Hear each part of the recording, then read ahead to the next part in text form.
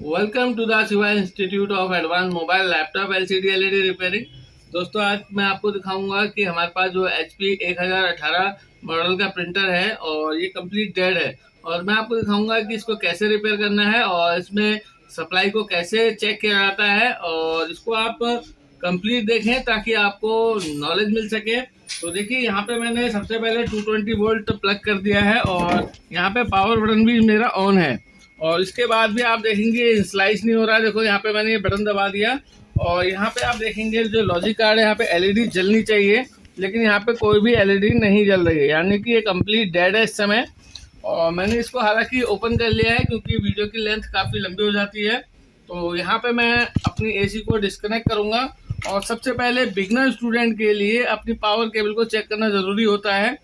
और जब आप काम करने लगते हैं तो फिर ये चीज़ें मायने नहीं रखती, लेकिन बिगनर स्टूडेंट को स्टार्टअप से सब चीज़ें चेक करके चलनी चाहिए।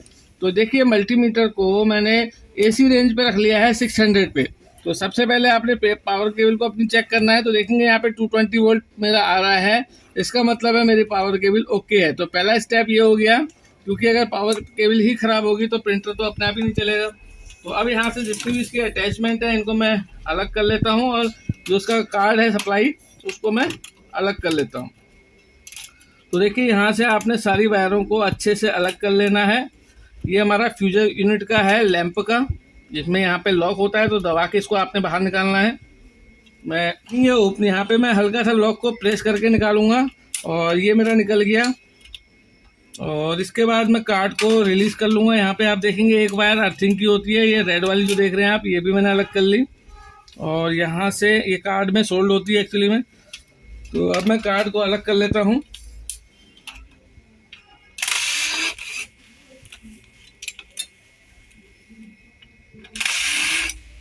तो आप देखेंगे ये इसकी पावर सप्लाई है, जो कि मैंने यहाँ से अलग कर ली है। और यहाँ से आप देखेंगे जो हमारा ECU कार्ड होता है उसका ये पत्ता है, तो यहाँ से मैंने इसको अलग कर लिया है। तो फ्यूजर यूनिट फंस रही है। तो मेन जो मैंने चेक करना है, सबसे पहले अपनी सप्लाई को चेक करना है।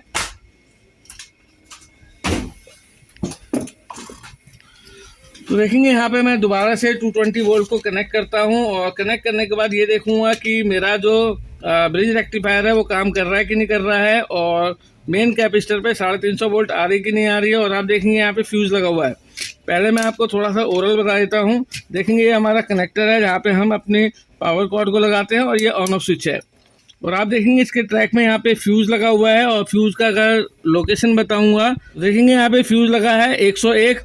और इसके बाद आप देखेंगे प्रोटेक्शन के लिए यहाँ पे कैपेसिटर लगा रखा है, NTC लगा रखा है, और ये लाइन फिल्टर लगा रखा है, फिर से एक कैपेसिटर लगा रखा है। और आप देखेंगे यहाँ पे 4 डायोड दे रखे हैं। यहाँ पे देखेंगे ये 4 जो डायोड आप देख रहे हैं, ये ब्रिज रेक्टिफायर है, जो AC को DC में कन्वर्ट करने का काम करेंगे। इसके बाद आप देखेंगे 450 वोल्ट का एक कैपेसिटर है, यानी कि इस कैपेसिटर पे हमें AC से DC कन्वर्ट होने के बाद 350 वोल्ट के आसपास मिलना चाहिए। और आप देखेंगे यहाँ पे भी एक NTC लगा रखा है प्रोटेक्शन के लिए। इसके बाद आप देखेंगे यहाँ पे एक STR लगा हुआ है, और इस STR की स्विचिंग आप देखेंगे यहाँ पे 3 लाख का एक ट्रांजिस्टर लगा हुआ है, ये स्विचिंग करता है। और स्विच करने के बाद ये जो ट्रांसफार्मर से आप देखेंगे, ये हमारा ट्रांसफार्मर है, ये DC स्विचिंग होके सेकेंडरी में ट्रांसफर होगी, क्योंकि ट्रांसफार्मर के अंदर 2 वाइंडिंग होती है, एक प्राइमरी वाइंडिंग होती है, दूसरी सेकेंडरी वाइंडिंग होती है। तो यहाँ से हमारी DC कन्वर्ट होगी। यहाँ पे आप देखेंगे शॉर्ट की डायोड है, और ये शॉर्ट की डायोड से जो स्टेप डाउन वोल्टेज हुई है इस कैपेसिटर से प्योर DC में कन्वर्ट होगी दोबारा से, और 24 वोल्ट हमें यहाँ पे मिलेगी। और आप देखेंगे इसके ट्रैक में एक फ्यूज लगा हुआ है और एक कॉइल लगी हुई है। तो यहाँ से वोल्टेज हमारे ECU कार्ड के लिए जाती है, यहाँ पे जो सेंसर स्विच है इसके लिए जाती है, और पूरे बोर्ड के लिए जाती है। तो मैं आपको दिखाता हूँ यहाँ पे सबसे पहले क्या फॉल्ट हो सकता है। तो देखिए, यहाँ पे मैंने अपनी पावर कॉर्ड को कनेक्ट कर लिया है, और मैं आपसे कहना चाहता हूँ, जब भी आप सप्लाई में काम करें तो सावधानी से काम करें, क्योंकि यहाँ पे AC और DC दोनों ही हैं। तो अब हम मल्टीमीटर को सबसे पहले DC रेंज पे रख लेते हैं। देखिए, यहाँ पे मैंने मल्टीमीटर को 600 वोल्ट DC में रख लिया है, और मेरा सबसे पहला काम है जो यहाँ पे कैपेसिटर है, मेन कैपेसिटर, यानी कि ये जो बड़ा वाला मैंने बताया था, यहाँ पे मुझे 350 वोल्ट मिलनी चाहिए। अगर मुझे यहाँ पे 350 वोल्ट नहीं मिलती है तो ये काम मेरे लिए ईजी हो जाएगा, क्योंकि मेरा जो AC से DC कन्वर्टर है वो काम नहीं कर रहा है। और अगर यहाँ पे 350 वोल्ट आ रही है तो फिर मुझे लॉजिकली आगे चेक करना होगा तो देखिए यहाँ पे कैपेसिटर में चेक करता हूँ। देखिए यहाँ पे मुझे 330 के आसपास वोल्टेज मिल रही है। जैसे कि आप देख रहे हैं डीसी में हमारा नेगेटिव पॉजिटिव होता है। मैं अभी तार को पलट के लगाता हूँ। देखिए यहाँ पे नेगेटिव आ जाएगा मल्टीमीटर में, और यानी कि जो हमारा ये वाला पोल है नेगेटिव है और ये वाला पोल मेरा पॉजिटिव का है। तो ये मेरा पहला स्टेप क्लियर है। और अब मैं चेक करूंगा कि क्या मेरे आउटपुट में वोल्टेज बन रही कि नहीं बन रही है। तो देखिए यहाँ पे स्विचिंग होने के बाद मेरी सप्लाई इस शॉर्ट की डायोड से होकर इस कैपेसिटर में आएगी। तो इस कैपेसिटर में मैं 24 वोल्ट को चेक करूंगा। तो देखिए यहाँ पे मुझे 24 वोल्ट मिल रही है। इसका मतलब ये है कि ये मेरा सप्लाई कार्ड काम कर रहा है। तो इसके बाद आप देखेंगे ये सप्लाई मेरी स्विच में आनी चाहिए, और स्विच में और यहाँ पे जो कनेक्टर है इस कनेक्टर पे भी मुझे वोल्टेज चाहिए। तो मैं इसका जो ग्राउंड है आप देखेंगे ये मेरा ग्राउंड का पोल है, और स्विच में चेक करता हूँ कि क्या मुझे स्विच में कोई वोल्टेज मिल रही है। देखिए स्विच के किसी भी पोल पे मुझे कोई भी वोल्ट नहीं मिली। और अब मैं जो मेरा ECU कार्ड का जो कनेक्टर है वहाँ चेक करूँगा। देखिए मुझे यहाँ कहीं पे भी वोल्ट नहीं मिल रही है। तो यहाँ पे फ्यूज को चेक करूँगा। देखिए यहाँ पे मुझे 24 वोल्ट मिल रही है, क्योंकि इसके बॉटम में जो कंपोनेंट लगा है फ्यूज लगा हुआ है। तो देखिए यहाँ पे मेरा फ्यूज ओपन हो गया है। इसका मतलब है कि यहाँ पर कोई शॉर्टिंग हुई थी जिसके वजह से मेरा ये फ्यूज ओपन हो गया है। तो इस फ्यूज को जैसे ही मैं ओके करूँगा यहाँ पे मेरी वोल्टेज आ जाएगी। तो मैं अगर इसको डिस्कनेक्ट कर लूँ पावर को और मल्टीमीटर को कंटिन्यूटी पॉइंट पे रखूँ, तो देखिए यहाँ पे फ्यूज मेरा बीप देना चाहिए, जो कि नहीं दे रहा है। क्योंकि फ्यूज के बाद मेरा जो पिन है देखिए यहाँ पे आना चाहिए। तो फ्यूज के ओपन होने की वजह से यहाँ पे वोल्टेज नहीं आ रही है। देखिए यहाँ पे भी मेरे यहाँ कहीं आना चाहिए। देखिए तो अगर मेरा फ्यूज ओके होता है तो 24 वोल्ट यहाँ आती है, जिससे हमारा प्रिंटर ऑन होता। तो अब मैं यहाँ पे इस फ्यूज को नया लगाऊंगा। तो आप देखेंगे किस तरीके से मैं फ्यूज को लगाता हूँ। यहाँ पे मैं थोड़ा सा सोल्डर लगा लेता हूँ और इसको निकालूंगा फ्यूज को। देखिए अगर चेक करना है तो आप यहाँ पे जंपर भी मार सकते हैं, लेकिन यहाँ पे आपको कोशिश ये करनी चाहिए कि यहाँ पे नया फ्यूज लगा दें, ताकि आपका प्रोटेक्शन बना रहे। देखिए मैं कितने इजी वे में इसको निकालूंगा यहाँ से, क्योंकि नेक्स्ट टाइम अगर कोई फॉल्ट आता है तो इस फ्यूज के होने वजह से आपका जो कार्ड है वो बच जाएगा। तो देखिए यहाँ से मैं इस फ्यूज को इजी वे में निकाल लेता हूँ। देखिए ये मेरा फ्यूज है, और यहाँ पे अगर मैं लोकेशन दिखाऊं तो आप देखेंगे यहाँ पे फ्यूज लिखा होगा। देखेंगे यहाँ पे फ्यूज FU501 लिखा है। तो ये फ्यूज को मैं रिप्लेस करूंगा दूसरे कार्ड से निकाल के। तो देखेंगे यहाँ पे मेरे पास एक स्क्रैप बोर्ड पड़ा हुआ है, और आप चाहे तो ये फ्यूज अपने लिए मंगा सकते हैं, मार्केट से नए मिलते हैं। और स्क्रैप बोर्ड है तो यहाँ से मैं फ्यूज को निकालूंगा। सेम यही रेटिंग का है, देख सकते हैं आप। और यहाँ से इसको मैं निकालूंगा। देखिए कितने इजी वे में निकल जाएगा। डिसोल्डिंग पंप की मदद से हम निकालेंगे, तो इससे क्या होता है इजी वे में निकल जाता है हमारा कंपोनेंट।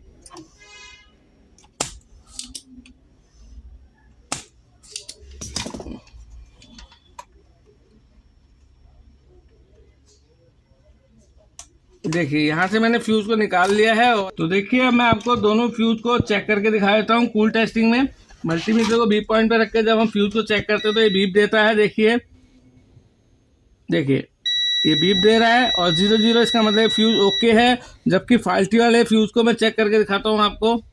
देखिए यहाँ पे कोई बीप नहीं दे रहा, इसका मतलब ये ओपन हो गया है। तो मैं इस फ्यूज को यहाँ पे लगा देता हूँ। देखिए यहाँ पे मैं फ्यूज को लगा देता हूँ इसमें। केवल इस फ्यूज की वजह से मेरे प्रिंटर में पावर डेड की प्रॉब्लम थी। तो देखिए यहाँ पे हम इसको सोल्ड कर देंगे, और सोल्डरिंग आपने अच्छे से करनी है और फिनिशिंग के साथ करनी है। और जब आप काम करते हैं तो सामने वाले को पता भी नहीं चलना चाहिए कि आपने क्या काम किया है। देखिए यहाँ पे मेरी ये सोल्डरिंग हो गई है। तो अब मैं आपको चेक करके दिखाता हूँ कि जो मेरा ट्रैक यहाँ पे था, देखिए यहाँ से ट्रैक अब यहाँ आ ही रहा था, ये ओपन था। देखिए अब यहाँ पे चला गया, यहाँ पे चला गया। इसका मतलब अब 24 वोल्ट जो बनेगी यहाँ तक पहुँचेगी। मैं आपको हॉट टेस्टिंग करके दिखा देता हूँ। जब भी आप सप्लाई में काम करें ज़रूर सेफ्टी का ध्यान रखें। देखिए यहाँ पे मैंने प्लग कर लिया, क्योंकि ये वाला एरिया आपका AC का है, और इससे भी ज़्यादा डेंजर ये है क्योंकि ये DC 350 वोल्ट बना रही है। और मैं मल्टीमीटर को DC रेंज में रख लेता हूँ अपने 200 वोल्ट पे, क्योंकि वोल्टेज 24 वोल्ट से ज़्यादा है, इसीलिए मैं 20 वोल्ट पे नहीं रख रहा। तो देखिए यहाँ पे मेरे को 24 वोल्ट मिल रहा है। और अगर मैं आपको दिखाऊँ, एक और ग्राउंड पे यहाँ रखते हैं हम, और देखिए ये फ्यूज से पार हुआ। और अभी यहाँ तक वोल्टेज नहीं मिल रही थी, यहाँ पे भी वोल्टेज मिल रही है। और स्विच में वोल्टेज देखिए यहाँ पे भी 24 वोल्ट आ रही है। इसका मतलब है सप्लाई ओके हो गई है। अब मैं प्रिंटर को कनेक्ट करके देखूंगा। तो देखिए कितने इजी वे में मेरा ये प्रिंटर की सप्लाई रिपेयर हो गई है। तो अगर आप चिप लेवल पे रिपेयरिंग सीखना चाहते हैं तो हमसे संपर्क कर सकते हैं। और मेरे ऑनलाइन कोर्स से भी आप जुड़ सकते हैं, क्योंकि हम आपको ऑनलाइन कोर्स का भी ऑफर कर रहे हैं, और जहाँ पे आप घर पे ही बैठ के इनको सीख सकते हैं। और देखिए यहाँ पे मैं कार्ड को इंस्टॉल कर लेता हूँ।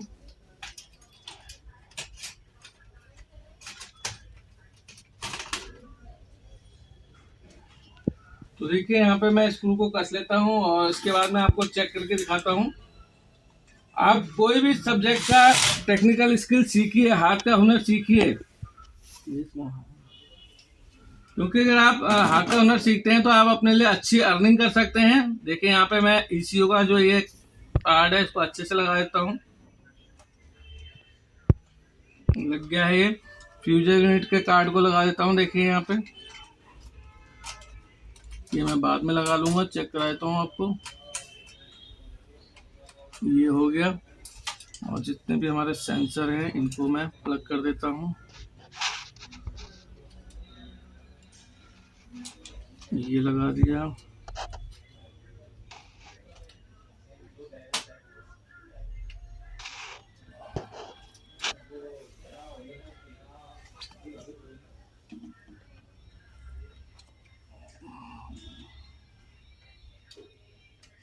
ये लगा दिया,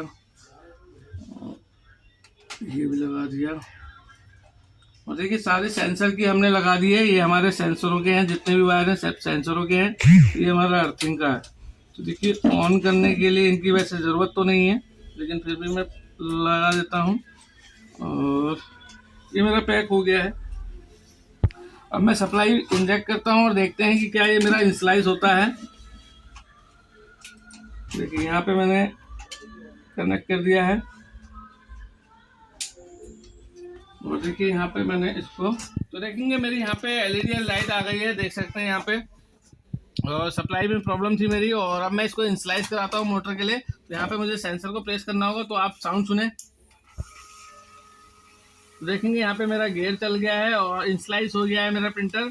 तो कितनी छोटी सी प्रॉब्लम थी और हमने इसको स्टेप बाय स्टेप रिपेयर किया।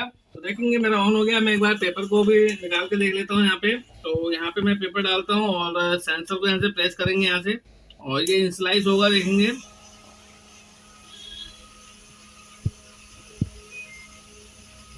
और जब ये रुक जाएगा तो आप देखेंगे यहाँ पे हेडर दिया हुआ है। यहाँ पे हम इसको चिमटी से शॉर्ट करेंगे पिन नंबर 3 और पिन नंबर 4 को।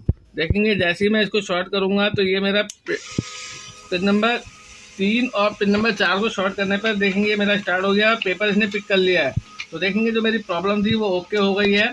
तो यहाँ पे अभी ऊपर से इसका ढक्कन नहीं है, जिसकी वजह से हमारा ये वाइट प्रिंट आ रहा है।